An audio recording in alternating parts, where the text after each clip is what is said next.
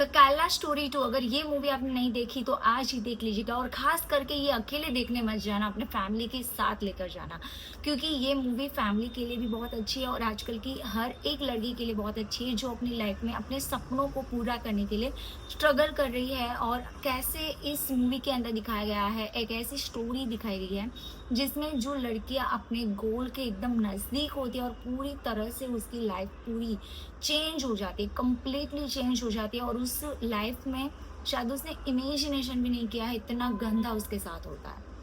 तो यस, ये मूवी आपको अपने फैमिली के साथ ज़रूर देखनी है। इनसे ये फ़ायदा होगा कि फैमिली को समझ में आएगा कि लड़कियों को कैसे ट्रीट करना है, क्योंकि इस मूवी के अंदर माँ-बाप ने जो गलतियाँ करी हैं, वो गलती आपको नहीं करनी है। अगर आपकी लड़की गलत रास्ते पे चल रही है, रास्ता भटक रही है, तो उसको कैसे सही रास्ते पर वापस लाया जा सकता है। प्यार से, आराम से लड़कियों को आप सही रास्ते ला सकते हो। उसको डाँट कर आप लड़की को खुद से ही दूर भेज दोगे।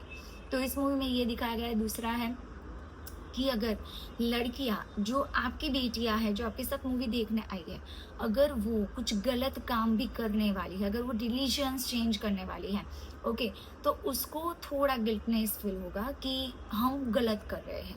अगर आपको किसी ने ऐसे सपने दिखाए हैं कि शादी के बाद हम ऐसे-ऐसे लाइफ जिएँगे, तुम्हारे ऊपर कोई भी पाबंदी नहीं होगी, हम फ्रीडम से लाइफ जिएँगे, मैं तुम्हें ये करने दूँगा, वो करने दूँगा, तो ये सारे सपने उसके चकनाचूर हो रहे हैं इस मूवी के अंदर। तो लड़कियों को समझ में आएगा कि हमारे साथ भी ऐसा हो सकता है। जो आज़ादी माँ-बाप के साथ रहकर है, जो सपने पूरे माँ-बाप के साथ रहकर होते हैं, वो कोई और बंदा, बाहर का बंदा, दूसरा इंसान जिसका आपसे कोई ताल्लुक नहीं है, बस 6 महीने का वो लव है, प्यार है, वो अट्रैक्शन है, वो आपके सपनों के लिए इतनी मेहनत कर ही नहीं सकता, क्योंकि माँ-बाप ही एक है जो आपके मतलब उसके बच्चों के लिए मेहनत करते हैं। अदरवाइज़ इस दुनिया में ऐसा कोई इंसान पैदा नहीं हुआ कि जो खुद के सपने छोड़कर किसी और के सपने के पीछे लग पड़े। तो लड़कियों को थोड़ा गिल्टनेस फील होगा कि हम गलत कर रहे हैं, और ये मूवी काम करेगी माँ-बाप और लड़कियों के बीच में एक विटनेस का, क्योंकि इस मूवी के अंदर ऐसी सारी चीज़ें हैं जो हर एक के घर में होती है। तो चलिए स्टार्ट करते हैं। Welcome to my YouTube channel. I hope you are all doing well. This is your host anchor Neha Sorathiya, और आज मैं आपको कैलाश स्टोरी 2 के बारे में सारी इन्फॉर्मेशंस देने वाली हूँ कि इस मूवी के अंदर क्या स्टोरी है, और ये सब्सक्राइब करके ज़रूर जाना। सो कैलाश स्टोरी 2 में सबसे पहले तो 3 अलग-अलग लड़कियों की कहानी दिखाई गई है, जिसमें एक लड़की स्पोर्ट्स फील्ड में आगे बढ़ना चाहती है, दूसरी लड़की जो है एक अच्छी वेल डांसर है, और तीसरी लड़की जो है वो यूपीएससी एग्ज़ाम्स की तैयारी कर रही है, उसको भी पढ़ लिख कर आगे बढ़ना है। तीनों के माँ-बाप बहुत ज़्यादा सपोर्टिव हैं। तो डांसर लड़की है, उसके माँ-बाप का एक रिस्ट्रिक्शंस था कि तुम डांस के वीडियो बनाओ, फेमस हो, हमें उनसे कोई मतलब नहीं है।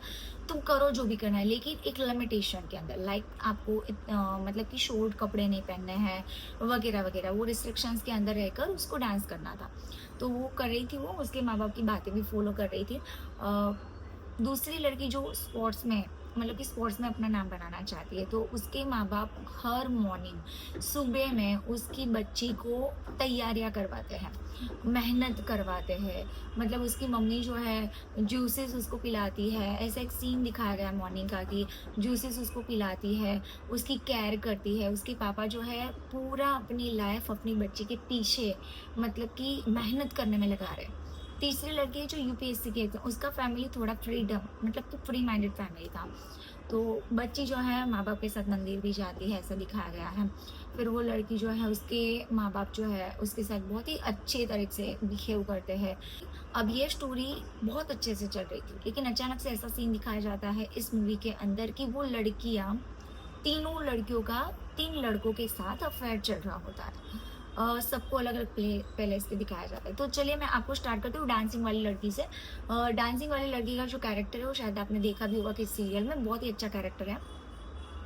तो यहाँ पे जो डांसिंग वाली लड़की है उसका एक सीन दिखाया जाता है कि वो डांस कर रही होती है और उसका बॉयफ्रेंड उसे देख रहा होता है।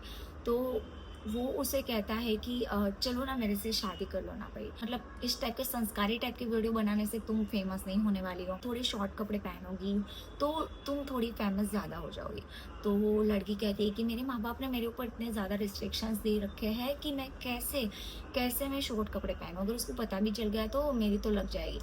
तो वो लड़का कहता है कि एक काम करो, मेरे से शादी कर लो। मेरे से शादी करने के बाद तुम्हें फ्रीडम मिलेगा। फिर मैं ही खुद तुम्हारी वीडियो शूट करूँगा, तुम्हें शॉर्ट कपड़े पहनने दूँगा और फिर लोगों को पता चलेगा तुम कितना कमा सकती हो, तुम कितनी मतलब कि ये मिलियनों में व्यूज़ तुम्हें मिलेंगे। इनसे क्या होगा? ऐसा देखना किसी को पसंद नहीं है संस्कारी टाइप का। वो लड़के के अंदर तो मन में लड्डू फूटा। उसने उस वक़्त पे ये सोच लिया कि देखिए मेरे माँ-बाप होने के बावजूद भी मेरा अच्छा नहीं सोच रहे। वो मेरे ऊपर रेस्ट्रिक्शंस रख रहे हैं और जबकि ये मेरा बॉयफ्रेंड है देखो, बबूचक।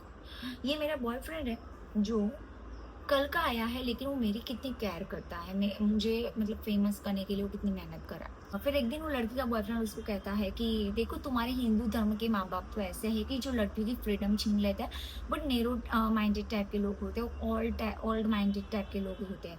और फिर एक दिन ऐसा होता है कि उस लड़की का सोशल मीडिया पे वीडियो उसके माँ-बाप के हाथ लग जाता है, शॉर्ट कपड़ों वाला। तो उसकी मम्मी बहुत ज़्यादा एंग्री बर्ड बन के उस पे पूरा टूट पड़ती है कि ये क्या किया, वो क्या किया। मतलब यहाँ पे माँ-बाप को ये सीखना है कि आपके बच्चे अगर गलती भी कर रहे हैं तो उसको इतना मत डाँटो, उसको इतना मत परेशान करो कि वो बच्चों को कोई बाहर का इंसान जो है बहला के, फुसला के उसको गलत रास्ते पर लेके जाए।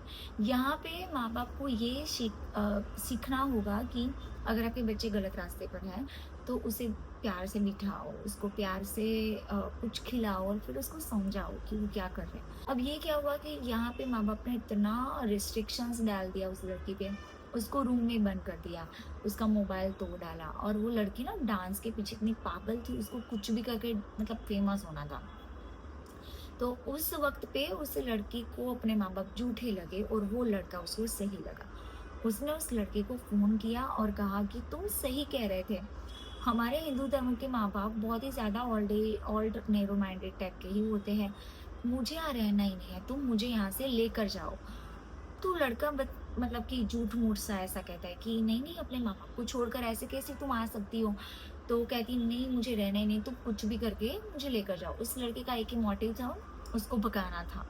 बस कुछ भी करके हिंदू लड़कियों को भगाओ, उसका रिलीजन चेंज करो, उसको कन्वर्ट करो, बस वही उसका टारगेट था। तो भाग गई वो, उसके साथ भाग गई। गली मोहल्ले में आपको तो पता ही है कि वो कैसे एरियाज़ होते हैं, वहाँ पे गई और घर पे लेकर गई। बहुत बड़ा झटका लगा तभी उस डांसर गर्ल को कि जब वो घर में एंटर होती है, तो एक वहाँ की मतलब उसके फैमिली में वो उसके बॉयफ्रेंड के फैमिली की एक लेडी ऐसा बोलती है कि ये तो वही लड़की है ना जो छोटे-छोटे कपड़ों में शूट्स कर रही थी, वीडियोज़ बना रही थी। तो लड़के का पापा बोलता है कि अब नहीं बनाएगी, अब वो बिल्कुल नहीं बनाएगी। यहाँ आ गई है ना, अब अच्छे से कुरान पढ़ो, अल्लाह का नाम लो और नेक रास्ते पर चलो। चाहे नेक रास्ता हम हिंदू तो भटके हुए ही हैं। हाँ, नहीं बोलना मुझे ज़्यादा वरना बवाल हो जाएगा। तो ये मतलब ये लोग हर बार मूवी में हो या रियल में सब लोग ये ऐसा ही सोचते हैं कि उसका रिलीजन लोगों को नेक रास्ते पे लाता है, हमारा नहीं। हम भटके हुए सब। आप लोग सही रास्ते पे चलो, आप नेक रास्ते पर चलो और आप लोग हमें क्यों नेक रास्ते पर ला रहे हो भाई? आप खुद नेक रास्ते चलो ना। होगा फिर अंदर जाके वो लड़के को कहती है कि ये क्या था भाई, तुम्हारी मम्मी बोल रही थी, वो लड़की लेडी बोल रही थी, तुम्हारे पापा बोल रहे थे कि ये वीडियो अब नहीं बनाएगी। तो लड़का कहता है कि मैं उसे मना लूँगा, तुम टेंशन मत लो, मैं उसे मना लूँगा, ठीक है? फिर 2-3 दिन तो उसको अच्छे से रखते हैं, फिर उसकी माँ, लड़के की माँ लड़के को समझाती है क्योंकि लड़की तो सिर्फ 9th स्टैंडर्ड में थी। सोचिए वो 16 साल की थी, 18 साल भी उसके कंप्लीट नहीं हुए थे। 16 साल की लड़की थी, उसकी माँ कहती है कि 16 साल की है, 5-6 बच्चे प्रेग्नेंट कर दो उसे, 5-6 बच्चे उसके कर दो। कहाँ जाएगी? कहाँ वीडियो बनाएगी? ओके, कुछ भी करके उसको घर में ही रखो, बाहर मत जाने दो। वो लड़की चुपके वीडियो बना रही थी, वो लड़का अचानक आता है, उसके माँ-बाप को तो पसंद ही नहीं था वीडियो बनाना। वो लड़का आता है, उसको कहता है कि ये क्या कर रही हो? मत बनाओ, हमारे में ऐसा नहीं होता है, अब तुम मतलब कि शादी हो गई तुम्हारी, हमारे घर में आ गई। तो कहती तुमने तो मुझे यही करके बोला था कि मैं तुम्हें फ्रीडम दूँगा, आज़ादी दूँगा। लड़का कहता है कि तो कन्वर्ट हो जाओ, मेरे से शादी कर लो, पक्के मुसलमान बन जाओ, फिर तुम्हें बिल्कुल भी कोई नहीं रोकेगा और मैं मम्मी-पापा को मना लूँगा, तुम्हें एक ही फ्रीडम मिल जाएगी।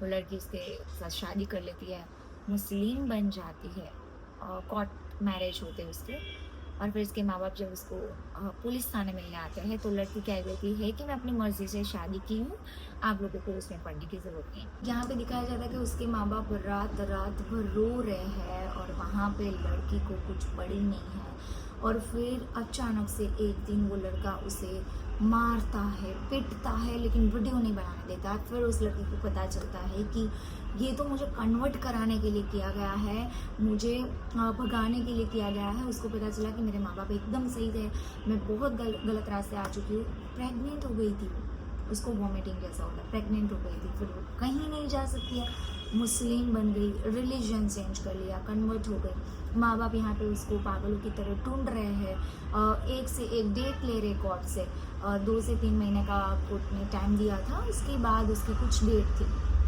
अब जब वो लड़की ये कहकर गई कि मैं अपनी मर्ज़ी से शादी की हूँ, उसके बाद के 3 महीने के बाद जो सुनवाई थी उसमें वो लड़की अगर कुछ बोलती तो उसके माँ बाप को सौंप दी जाती, लेकिन यहाँ पे लड़की ने पहले ऐसा बोल दिया कि मैं अपनी मर्ज़ी से आई हूँ, तो उसके माँ बाप कुछ नहीं कर पाए। 3 से 4 महीने के बाद वो प्रेग्नेंट हो गई थी, बच्चा आया।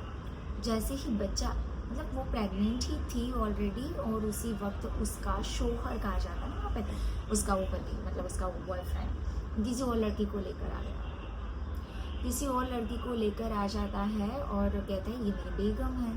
और फिर वो लड़की को ऐसे ऐसी झूठी कहानियाँ बताता है कि ये तो बच्चा मेरा नहीं है, मैंने उसको ज़बरदस्ती मैंने गलत फहमी में आकर शादी कर ली है, मुझे तो करनी ही नहीं थी, इसका कौन किसका बच्चा होगा किसको पता। फिर वो जो दूसरी बेगम लेकर आया था वो ये डांसर लड़की को जाकर कहती है कि तुमसे तो बच्चे भी संभाले नहीं जाते, किसका बच्चा है पता नहीं क्या, ऐसे ऐसे टॉन्ट मारती है। तब जाके वो डांसर लड़की जो है वो नई वाली बेगम से सारी बातें करती है कि ऐसा ऐसा उसके साथ हुआ था, मैं तो 9th स्टैंडर्ड में ही थी, मैं अभी बहुत छोटी हूँ, और तुम्हारा भी कन्वर्ट करवाया होगा, तुम्हारा भी नाम चेंज किया होगा, और तुम्हारा असली नाम क्या है? तो उसने कहा स्नेहा।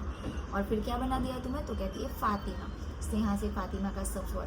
और ऐसे कई सारी लड़कियों को ये लाएगा यहाँ पे, तुम्हारे पास मौका है, आज़ादी है, भाग जाओ, अदरवाइज़ मेरी तरह बन जाओगी तो तुम कहीं नहीं भाग सकोगी। तो कुदरत का वो कहर होगा कि मौत उसको पुकार रही थी, पता नहीं क्या।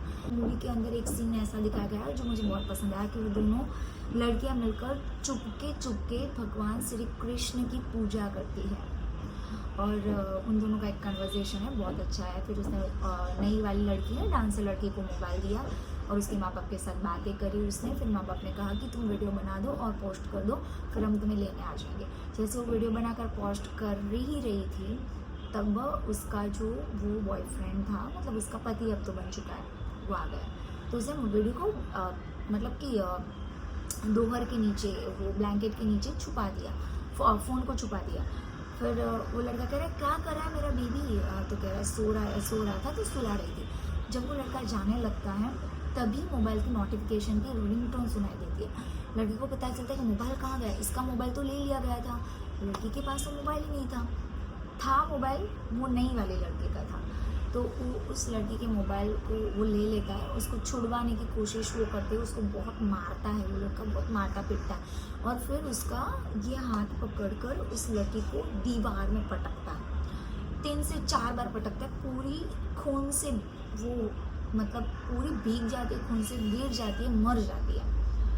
और वहाँ पे वो जो दूसरी स्नेहा थी जो फातिमा बनी थी, वो देखकर पूरी सहम जाती है कि ये क्या मैं देख रही हूँ।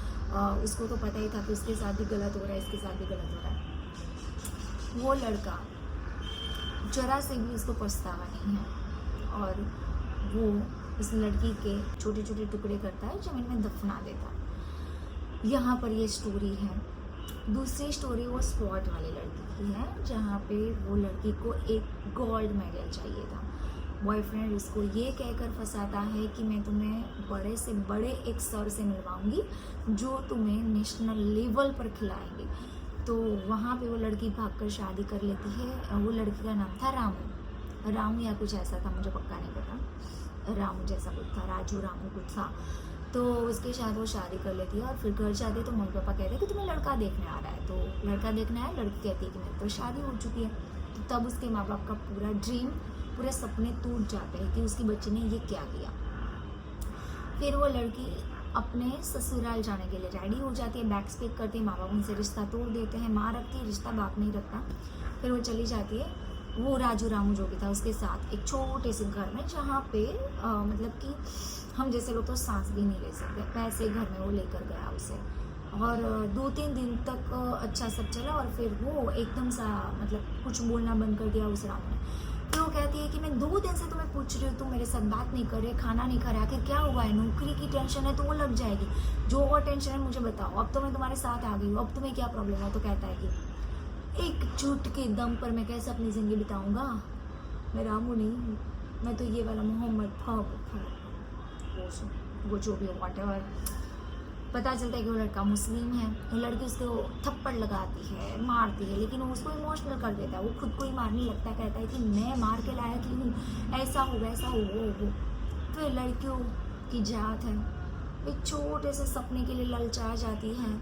छोटा सा कोई लड़का अगर ये भी दिखा दे कि मैं तुम्हारे लिए अपनी जान देने के लिए तैयार हूँ, तो लड़कियाँ आराम से मान जाती है, लेकिन उसके रोते हुए माँ बाप के बारे में कभी नहीं सोचती। फिर वो मान जाती है। लड़का कहता है कि मैं तब तक अपने माँ बाप से नहीं मिलवा सकता जब तक तुम मुसलमान नहीं बन जाती, कन्वर्ट नहीं हो जाती, और हमारे यहाँ पे तुम्हारे माँ बाप को नहीं बुलवाया जाएगा क्योंकि वो मुस्लिम नहीं है।